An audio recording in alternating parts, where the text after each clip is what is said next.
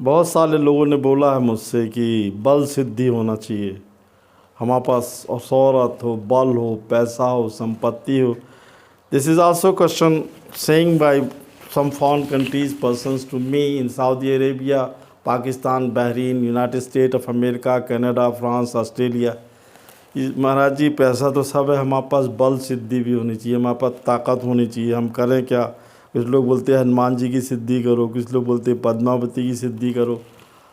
तो आप ऐसी कोई सिद्धि बतलाइए। तो मैंने उनको उदाहरण दिया कि उस समय जब मैं कैलिफोर्निया में था तो एक परिवार है, गुजराती परिवार, जिनके पास पैसा तो सब था पर उनके पराक्रम कम हो गए थे। तो मैंने उनसे बोला कि बल सिद्धि कर लीजिए।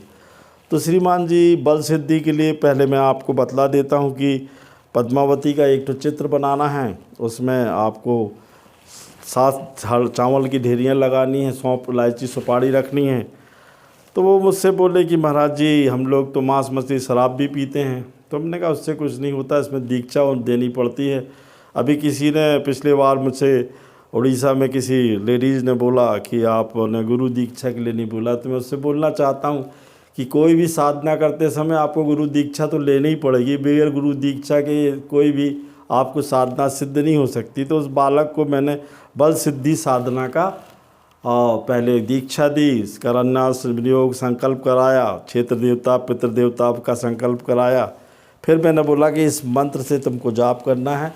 उत्तर दिशा की ओर चित्र लगाया और उसमें चावल के धीरी लगाई, दिया लगाया शुद्ध घी का।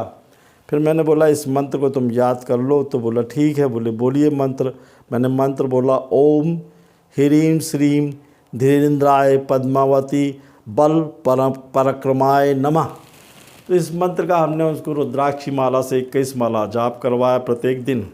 5-6 दिन तो कुछ नहीं हुआ श्रीमान जी। तो यंत्र बनाना पड़ता है, गोल चेहरे, गोल घेरा बनाया पीले रंग के कागज़ का, उसमें एक त्रिकोण बनाया और इसमें ओम ह्रीं पद्मावती लिख के रख दिया। अब वो बढ़िया काम करने लगा। वो चाहता था कि बहुत सारी ऐसे काम मिले जिसमें इनको आर्म्स के लाइसेंस मिल जाए वहाँ अमेरिका में। तो इसीलिए बोले लगे थे वो बहुत, पर पैसा तो था उस पार्टी के पास। तो मैंने कहा तुम लगे रहो, काम हो जाएगा। 8वें-9वें दिन वो पराक्रमेश के रूप में प्रेत आते हैं बहुत बड़े बड़े। उसने उसको उठा के मारा, पीटा, कुचला। वो घबरा गया।